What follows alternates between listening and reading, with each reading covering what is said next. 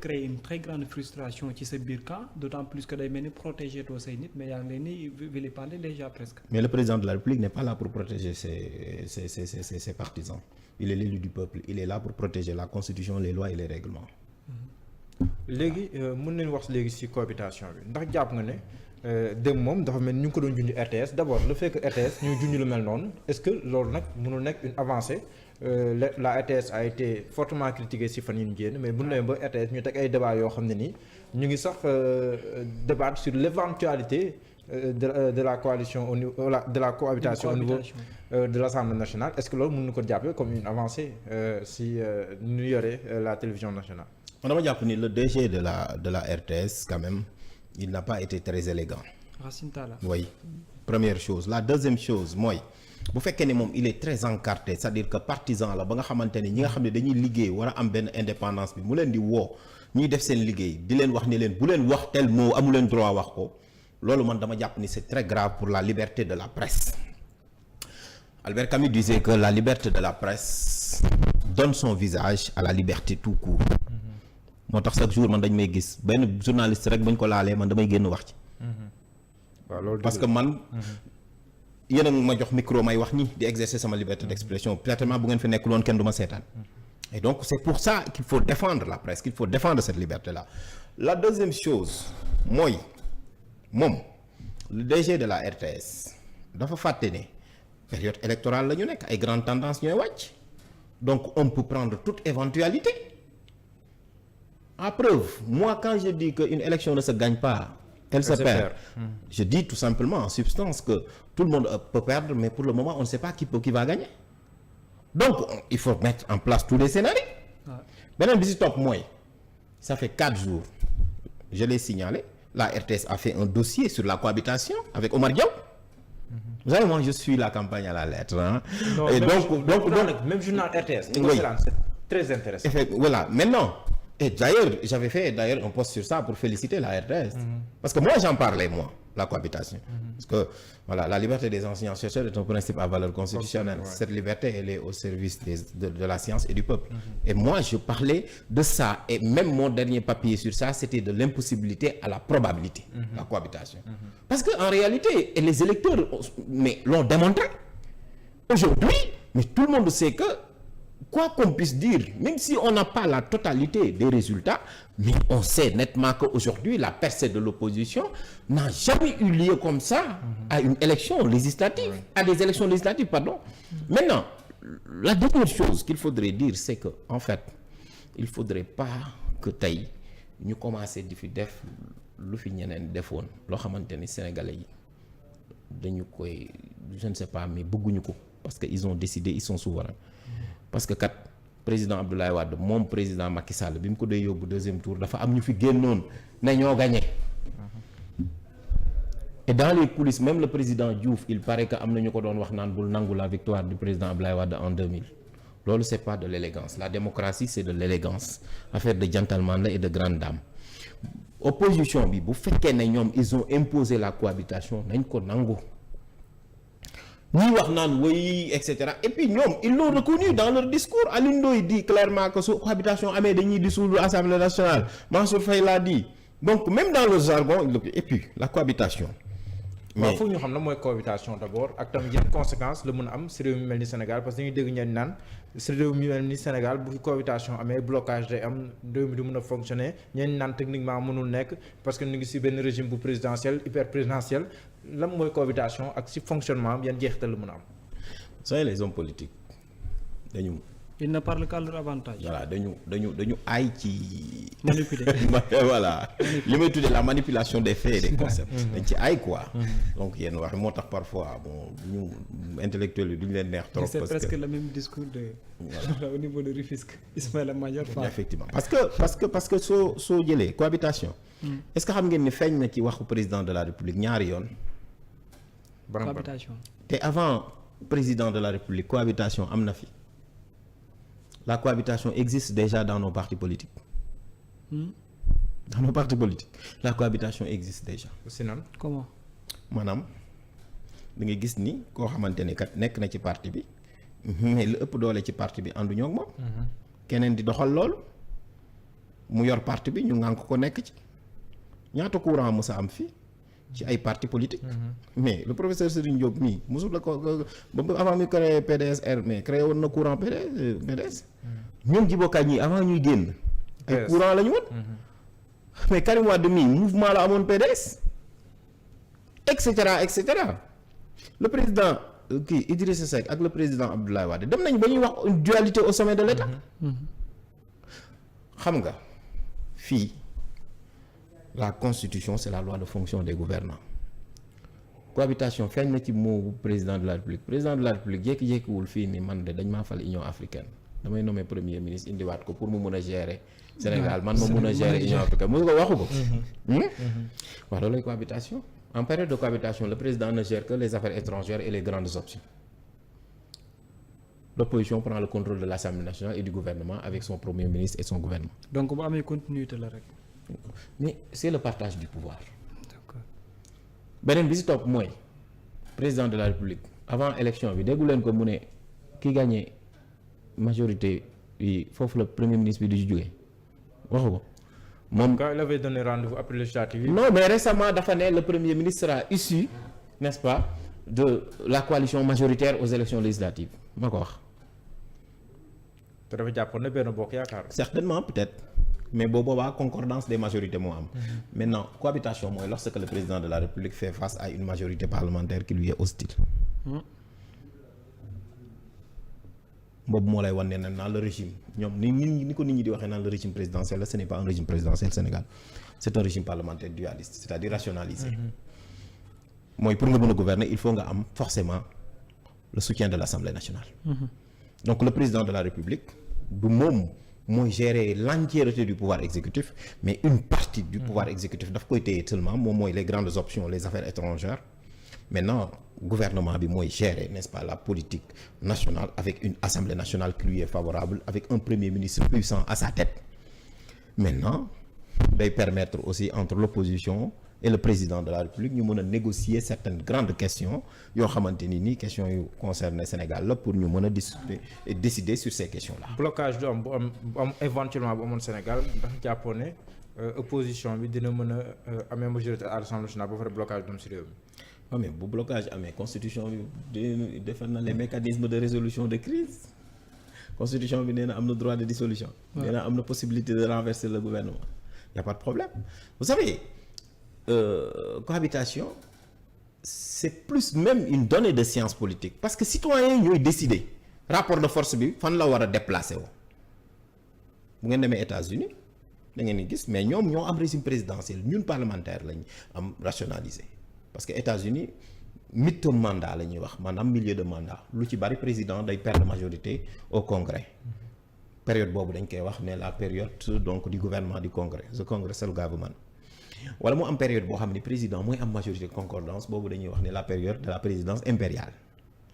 Maintenant chez nous aussi c'est la même chose moo tax depuis 62 bi Mamadou Dia jugee à la tête de la présidence du conseil président de la République ne moom day indi régime présidentiel ba 70 muy doog a indiwaat régime parce que dans ce régime présidentiel il n'y a pas de premier ministre moo tax soo déggee nit ñi di wax d'ailleurs l'exposé des motifs bi ñuy supprimer même poste premier ministre da ngay gis ni dañuy jóge régime parlementaire dem régime présidentiel parce que dans ce régime présidentiel il y a pas le droit de dissolution il y a pas la possibilité de renverser le gouvernement te boo demee yooyu yëpp am na article 86 87 dans la constitution 87 dissolution 86 possibilité de renversement donc nous sommes dans un régime primo-ministériel mais dualiste où le chef d'État a des pouvoirs importants par exemple nit ñi dañuy yaakaar ni c'est l'élection du chef de l'État au suffrage universel qui est un critère du régime présidentiel mais boo demee Portugal le chef de l'État est élu au suffrage universel alors que donc voilà c'est un régime parlementaire donc mais les deux critères les plus importants c'est les moyens d'action réciproque pouvoir de dissolution et renversement motion de censure. Voilà motion de censure wala question de confiance deux la ñu vous avez vu en France keroog le premier ministre n'a pas voulu poser la question de confiance daf ko daw parce que majorité relative la am xam na ni bu demoon poser ko dañ ko doon renverser bon c'est la même chose aussi Sénégal fii par exemple le président Macky Sall donc maintenant su fekkee opposition bi ñoo gagné il sera obligé de nommer un premier ministre issu des rangs de l'opposition sinon bu defee forcing opposition bi dañ koy xaar 3 mois yi ñëw parce que le premier ministre suñ ko nommé il a 3 mois pour faire sa déclaration de politique générale su boobaa noonu su ñëwee bëgg la poser la question de confiance ñoom mën nañu dugal la motion de censure mais est-ce que loolu dinañ si àgg. je ne pense pas. Soxna Aminata Touré moom nee na ñoom ñoo ko ñamoon avec une majorité boo xam ne nii. 30 sur 46 départements. waaw même loolu il faut pour nga mën a am majorité absolue il faut nga am 83 députés pour nga mën ko il faut nga am 83 députés même boo gagné 183 députés tu as la majorité relative. Ça veut dire que tey pour nga mën a jël yenn loi yi par exemple pour nga jël une loi organique il faut une majorité absolue donc ça va être très compliqué bu boobaa nag maintenant mun na dugg ay accord moom laa def sama papier bi ma partagé tey bi ma publié woon seen site en 2019 sur les régimes parlementaires à propos du rôle des partis politiques où je parlais du régime parlementaire minoritaire au-delà maintenant li ñu doon wax dans la période de campagne électorale maanaam le contrat de législature mun nañu dem vers des accords législatifs ou bien vers des accords de législature maintenant si l'opposition maintenant arrive en tête le président de la République su fekkee ne bëgg na respecter la volonté des électeurs il doit prendre n'est-ce pas un premier ministre dans les rangs de l'opposition et lui permettre de former son gouvernement qui serait un gouvernement de l'opposition ou bien ñu partager certains postes beneen bi si topp nag am na loo wax lu am solo c'est-à-dire que président Macky Sall gisoon nañ ko aussi muy jël ay maire opposition bi transhumance te président yi amul majorité yëpp dañ koy def même France Emmanuel Macron da koo jéem a def bu leen fàtte ni dafa recevoir François Jacob ni ko dama bëgg yéen républicain ngeen ñëw mais kooku daf ni ko mënuma trahir électeurs yi fii nag xaw ma nan la nar a demee man xaw ma li ma xam daal mooy électeurs yi moom képp ku leen trahir bu subaa dinañ la wan seen bopp. non mais il faut s'y attendre d'autant plus que la majeure partie ñi nekk ay maire bees sax. sonal lu leen ñi def ko mais raison de plus ñi nga xam ne ñoo dem falu c'est une coalition comme Yewwi Askan Wi. dañoo tubb fii donc il faut s'y attendre. Ouais, il faut aussi mais il faut prendre toutes les éventualités d'autant plus que même il y a donc la famille libérale. bu fekkee ne ñoom dañu ne position aussi. tout ça donc c'est des éléments à prendre en compte mais beneen bi ci topp mooy dama ni celui qui a toujours le dernier mot c'est le peuple te il faut se dire que on est à 15 mois de l'élection présidentielle. C'est très juste. Est-ce que Macky va courir encore ces risques-là dem di ñoddi di tafat ak li ko ñoddi taf yëpp jural. Écoutez, vous savez, le président Macky Sall, j'ai l'habitude de dire que c'est un lanceur d'âge. Oui, en réalité, je dis tout le temps que il ne rate jamais sa cible.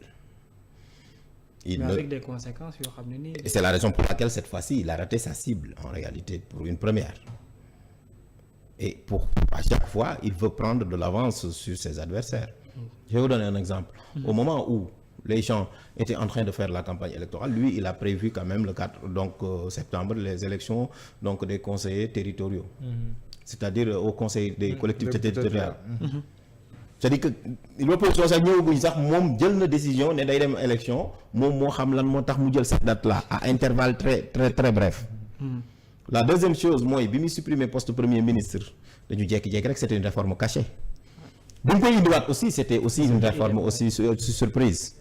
Et donc fii aussi je pense que après lecture des résultats certainement il va nous sortir mais li ma xam mooy même su amee les cartes en main aussi il a une marge de manœuvre assez réduite. Parce que même su fekkee ne sax opposition bi jëlul Assemblée nationale ça va être très compliqué par rapport à ça beneen bi ci topp nag mooy dama jàpp ni en réalité on va vers n'est-ce pas des lendemains très politiques pour le Sénégal. Oui, c'est une situation inédite qui ne s'est jamais produite au Sénégal. L'Assemblée nationale n'a jamais été aussi colorée, n'est-ce pas, politiquement avec l'opposition. Regardez, pour la législature passée, ils étaient à presque 127 députés. Actuellement, on est en train de parler de cohabitation ou pas. Ça n'a jamais existé dans l'histoire politique institutionnelle et étatique de ce pays. Maintenant, comment l'opposition va se positionner nan la opposition bi di gérer loolu parce que bu ñu fàtte ne opposition bi as tuus si mu amoon rek donc dafa daan jàkkaarloog nguur gi benn bis topp nag maintenant damay wax toujours ne démocratie sans culture démocratique n'est que ruine de la démocratie. Oui, il faudrait que ñoom acteurs politiques yi ñu xam ni bu fekkee ne Sénégalais yi dañoo décider il faudrait que ñu respecter seen volonté mais beneen bi aussi mooy il faut que ñoom ñu élever wu au-dessus de la mêlée pour mettre le Sénégal au-dessus de tout waxtaane ko jëfe ko pour que fii ak élection présidentielle réew mi daal président de la République mu organiser ay élections yoo xamante ni élections yu am jàmm la moom mënu cee bokk parce que constitution bi mayu ko ko bu fekkee ne am na keneen ku muy présenté ko beneen bi ci topp mooy bu fekkee ne élection yii aussi li ci génn ñoom décortiqué nañ ko il faut ñu xam ni en réalité l'opposition dans ce pays maintenant était tout dans la Constitution. Rien maintenant dans ce qui lui devait être reconnu. Aujourd'hui, Sénégalais yi delloo nañu loolu opposition bi. Il faut ñu respecter ko dama daan wax naan toujours dès le préambule dañuy wax ne le Sénégal se positionne comme un État dans lequel il y a une opposition qui s'oppose à la politique du gouvernement. am na sax dem naa sax ba wax ne leen président de la République su fekkee cohabitation dafa am moom su fekkee comme partisan la dafa nekk à la tête d'un parti politique il devient le chef de l'opposition. soo liree préambule bi ak article 58 parce que article 58 daf na naan l'opposition c'est cette opposition qui s'oppose à la politique du gouvernement. Alors qu'en période de cohabitation c'est l'opposition qui met son gouvernement. kon président mën na dem ba nekk le chef de l'opposition en réalité et c'est ça en fait parce que c'est lui qui est minoritaire à l'Assemblée nationale. Donc vous voyez le système comment il est moo tax président de la République warut nekk à la tête d'un parti politique bizarrerie constitutionnelle la loolu dañ ko war a dindi ci constitution bi mais les hommes politiques sont ce qu'ils sont avant dañu ñëw toujours ne la avant moi la constitution elle est mauvaise après moi elle le sera beaucoup plus mais pendant que je suis on n'y touche pas. Maintenant il faut qu'on se batte maintenant du point de vue des idées et du point de vue de la pratique mais surtout de l'encadrement de cette démocratie-là que tous les intellectuels, les journalistes et tous les citoyens qui pensent que la démocratie et l'état de droit ay viatique la que Sénégal dafa positionné wu comme un état loolu jox ko un titre de respectabilité que l'on respecte la volonté populaire mais que ce pays-là ñu mën ko gérer dans une dynamique boo xamante ni day permettre à ce que les questions de l'heure ñu mën leen a régler. Vous voyez toutes ces personnes-là qui ont été sanctionnées par cette jeunesse-là et pourtant cette jeunesse-là elle est tellement imaginative. Cette jeunesse-là qui sanctionne le ministre chargé de l'économie numérique. Et pourtant, cette jeunesse est tellement dans des plateformes, dans la création, etc. Cette jeunesse-là qui sanctionne le ministre de l'économie. Cette jeunesse-là qui sanctionne le ministre de la jeunesse. Cette jeunesse-là qui sanctionne. Cela signifie tout simplement que les attentes sont fortes. Et aussi, cela aussi démontre qu'en réalité, que l'opposition a un chèque blanc. Même si fait qu'il y a voté les citoyens sénégalais, amatul chèque blanc, amatul état de grâce. Et en tout état de cause maintenant dañuy wax ne homme politique yi aussi il faut nous servir ñoom sénégalais yi ci sama lecture mooy des débats de haut pour tirer le pays vers le haut parce que le Sénégal en a besoin parce que dañu am ay débats yu fi jàll yoo xamante ni franchement du woon des débats politiques quoi mais des débats yoo xamante ni là c'était très bas. dafa suufe woon trop. prochain gouvernement bi au-delà de cette éventuelle cohabitation mais prochain gouvernement bi na nga koy entre pouvoir yaa ngi koy junj sànq il y a beaucoup de ministres yoo xam ne dañoo ñàkk seen fief te am na ñu ñàkkoon ci local yi ñàkkaat bi yoon am na te ñoo gañoon local yi mais bi yoon dañoo ñàkk loolu ndax jàpp nga ne mën na am ay conséquences ci gouvernement bu bees bi nga xam te ni président Macky Sall war na koo teg ci boppam na am d'autant plus que waa ji sanctionné rek lay def mais le président Macky Sall moom moo waxoon sa ministre mi ku perte da ngay génn ci gouvernement bi du moom moo ko waxoon c'est ce qu'il avait dit c'est ce qu'il avait dit képp ku perte kii da ngay juwee mais non bu fekkee ni je sais pas maintenant ñii ñëpp perte nañ parce que c'était très difficile pour lui au local malgré que le président de la République violait la constitution depuis le 20 décembre 2020 man yàgg naa ci bind il devait nommer le premier ministre mais dafa yaakaaroon ni donc maintenant actuellement il est temps que tu nommes le premier ministre même si c'est dans les rangs de l'opposition donc xawma nan naka lay def mais démocratie légitimité la nit mënoo dem jànkonte ak citoyen yi ñu désavoué la ñu ñëwaat di la tabaat di la jox ndombal tànk loolu amul sens beneen bi ci topp mooy aussi man dama jàpp ni le président était ba léegi am nga compétence nag oui mais boo amee compétence te amoo légitimité nag. est-ce que nekkul kon pour favoriser bonne gouvernance parce que pour une bonne gouvernance il va falloir minimum que ñi am ñoo xam ne ni compétence dëgg la ñu am seen ay postes. oui mais mën nga jëli ñu am compétence am légitimité. mais éternel recommencement pour toujours. déedéet président moom moo def loolu moo tax foofu laa doon yeggale moo tax ma doon wax ni il est à bout de souffle parce que il reprend les mêmes da lay jóge ministre dóor la DG. nga jóge DG delluwaat ministre. loolu amul sens. kan muy jóge ministre di dem DG yow koy bu ñu la remercier en tant que ministre am na ñoo xamante ne dans le même secteur lu ñu jóge ministre dem fa DG loolu amul sens di je vous donne un exemple je l'ai dit da ngay gis koo xamante ne tey mu ngi ci dans l'organigramme gouvernemental bi alors que DG la jóge alors que njëkkoon na nekk donc ministre pour man il faut allier les deux la compétence et la légitimité. D'accord. Il faut chercher des gens compétents et légitimes voilà. Le président de la République, il dit clairement que proposez-moi un gouvernement de technocrates, un bon gouvernement. Et d'autant plus que tey jii nii man dama jàpp ni ñi nga xam ne dañuy def politique am na ci ñoo xamante ni c'est de forte tête, c'est de l'expertise. Il y a des Mamadou Lamine Diallo, vous les voyez, etc. C'est des gens qui ont fait leur preuve, qui étaient à l'Union africaine, qui étaient avec Alpha Oumar Konaré. Donc mën naa ko citer ak ñeneen dañ leen di fàtte. et c'est des gens qui peuvent valoir des satisfactions économiques énormes au Sénégal ñooñu tey président mun na ñëw bu fekkee opposition bi et cetera parce que en réalité ñi am légitimité parce que politique aussi le président Idriss Seck moo ko doon wax nee na politique pour nga def ko il faut nga am ñaar fii Sénégal moom moo ko doon xam nga nag moom dama koy déglu parce que mu ne nee na il faut nga xarañ donc intellectuellement te tamit nee na il faut nga am xaalis aussi financièrement nga am xaalis donc wax dëgg donc man dama jàpp ni ñii des politiques aussi am na ci ñoo xam ni tey il jouissent d'une légitimité président de la République war na mën a tànn ci ñooñu et puis li nga wax am na solo parce que am na même koy théoriser Abdourahmane Diouf benn jour waxtaan nañ ci man ak moom parce que man dama jàpp ni le nombre de ministres au Sénégal dafa bëri trop bind na ko ci livre am bi man jàpp naa ni dañ ko war a inscrire dans la constitution bu ñu ko ci inscrire woon rek jeex na moom sax laay wax ni cohabitation tey jii nii li koy dëggal mooy article 54 parce que depuis 2001 on n'a jamais pris la loi organique relative au statut du gouvernement donc su fekkee cohabitation am na l'opposition son premier acte mën na jël la loi organique relative au statut du gouvernement pour fixer la notion de ministre mais au-delà de ça pour élargir un peu en réalité donc voilà le domaine d'intervention du gouvernement loolu donc c'est un aspect très important beneen bi ci topp nag mooy dama jàpp ni aussi donc le président de la République reste l'élu du peuple mais en étant l'élu du peuple aussi il est tenu de respecter la constitution et de la volonté des Sénégalais. voilà donc ñu jaajëfal ko bu baax a baax waxtaan bi amoon na solo lool xam naa gën nañ tirer sax à longueur mais ñu jaajëfal la ci teewaay bi ak waxtaan bu am solo bi. waaw man maa leen di gërëm di am mbégte di fi ñëw saa su ne fii sama kër la ni ma koy waxee. et puis di kontaan aussi ci liggéey bi gis naa ni voilà maa nga doon tooñ rek di wax sax ne 2017 dama doon gis Seneweb.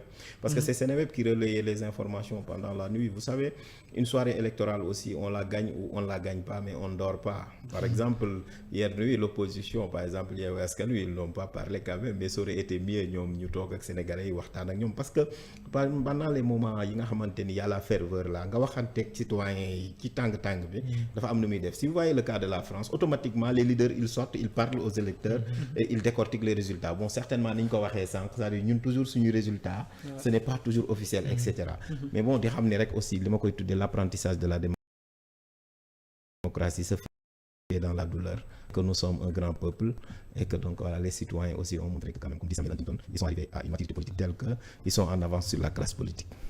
jaajëf Mouhamed. waaw jërëjëf ñu sant ak gërëm bu baax a baax professeur Ngouda Mboup sant yi tamit Absa Anne ci coordination bi. voilà jaajëfal Absa Anne bu baax a baax ci coordination bi professeur Ngouda Mboup moom la ñu amoon enseignant chercheur droit public nekk fa nga xam ne moo di faculté de sciences juridiques et politiques bu université Cheikh Anta Diop bu Dakar ñu jaajëfal ko bu baax a baax jaajëfal Alioune Ba ak nga xamante moom moo nekk Karbala ci wàllum technique bi jaajëfal ñëpp ñi nga xam ne ci jàppoon ba mu yemb di leen jox dig daje ba beneen yoon jaa ngeen jëf.